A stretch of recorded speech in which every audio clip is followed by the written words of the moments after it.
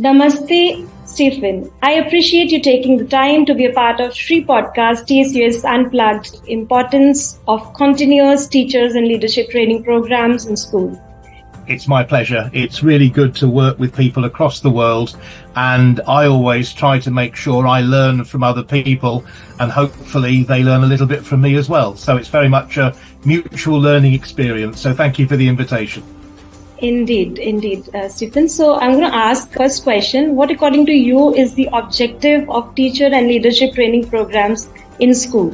I think for every teacher and school leader, it's about being a lifelong learner, because what we want to be doing in our schools is modelling the behaviours that we want our students to adopt, which is to continually to strive to learn more, to be better, to broaden our horizons, and to be as good as we can at what we do. And I always hate it when teachers talk about potential, because whenever I ask a teacher or a school leader, so what is your potential? They can never answer it, because we can't, because we don't have a fixed thing. We have the desire to grow and develop. And the objective for teacher training programs is for teachers to continually add to what I call their toolkit. You know, I like using analogies in my work with teachers, and I say being a teacher is a bit like being a good tradesperson. You have a toolkit with many tools in it, and a good teacher is able to make the right choice of the right tool to help children learn effectively. And a good leader has an equally well-stocked toolkit, and they're able to empower teachers and other adults in school to make the right decisions about what they do to support children's learning and well-being. So that's the objective of teacher and leadership training. It's to make us as good as we can be and to broaden our perspectives and our horizons. That's why I do international work, because when I work with teachers in India or China or Vietnam or America, there are things that we all have in common.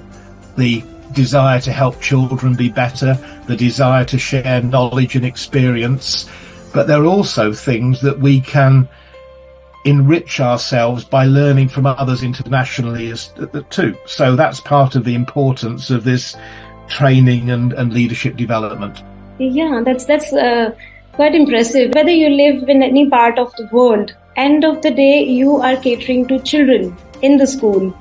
And it's an ongoing process. So it's never ending. Children, their thought process, how they behave, it's changing every day. So you can't have one stagnant approach. That's absolutely right, because sometimes I get teachers who, in the UK, we call them teeth suckers. They sit back and they go, yeah, suck their teeth.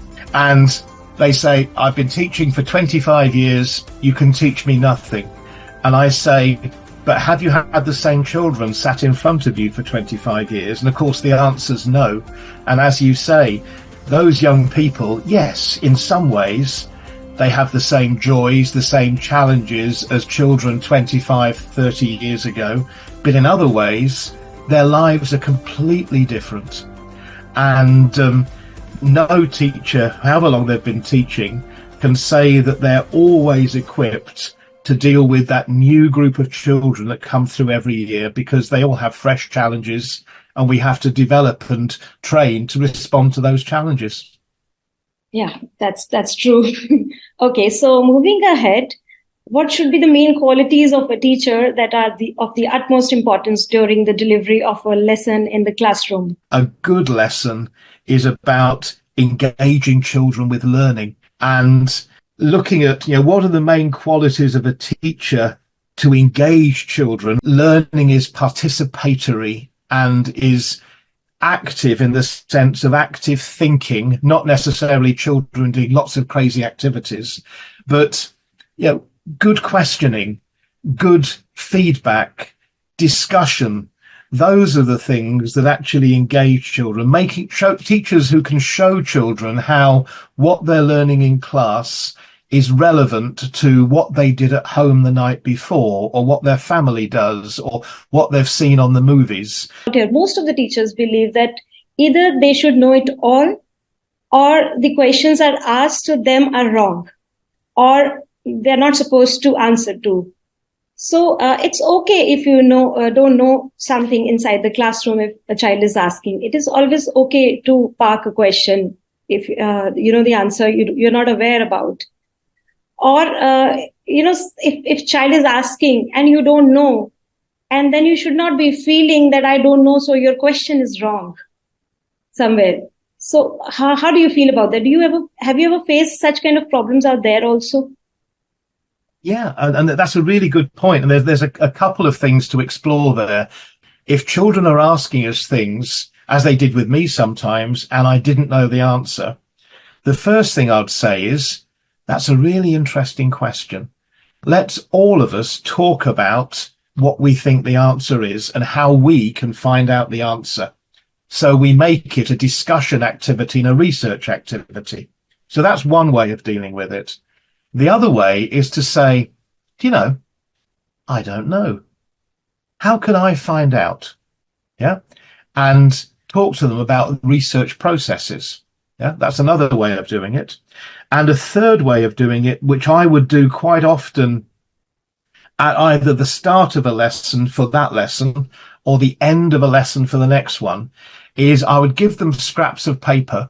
And I would say, right, let's write down all the questions we want answering, either in this lesson or we want answering next time. Yeah. And I would collect those bits of paper in. And then at the end of the lesson, I would hand out the pieces of paper to different children. And I would say, right, which ones of these now have we answered? Because by doing that, the children have got to then reflect on the question they've been given, think about what they've learnt, and think about whether it's been answered. And if there's any questions that haven't been answered in the lesson, I would say to everyone, right, let's write these on the board. That's your homework for today. And then they would go and research that for their homework. So there's an awful lot of strategies we can use, but we should never be what I would call a know-all, because we can't know everything and we shouldn't. And it's a sign of good teaching that children want to ask us things, feel able to, and want to be part of that process. Questioning should never be one way.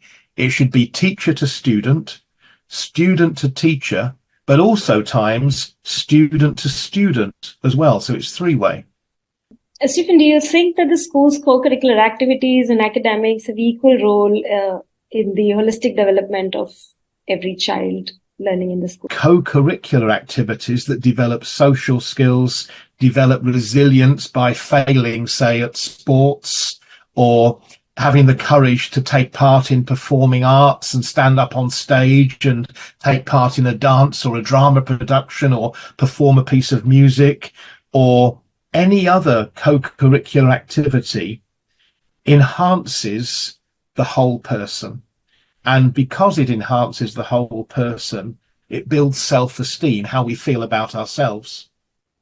Because we feel well about ourselves, we're more willing in a class to take risks, to try things that might be wrong, to push ourselves that bit further. So the two go hand in hand to really effective learning. That's why they're important. It's been a pleasure to have the opportunity to work with the Shri Ram Universal School. And it's not a school that, until I was approached, I was familiar with, because India is such a huge continent and there's so much there. Yeah. And I wish you the very best in your onward journey with these podcasts and this professional development. And ongoing, if there's anything I can do to support your journey in terms of teacher development or leadership development, I look forward to you getting in touch again to work with me. So thank you very much indeed for inviting me for the Shri podcast.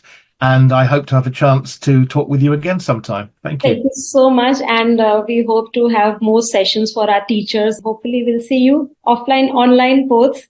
All right. Thank you so much. Thank you, Steve. Namaste. Thank you.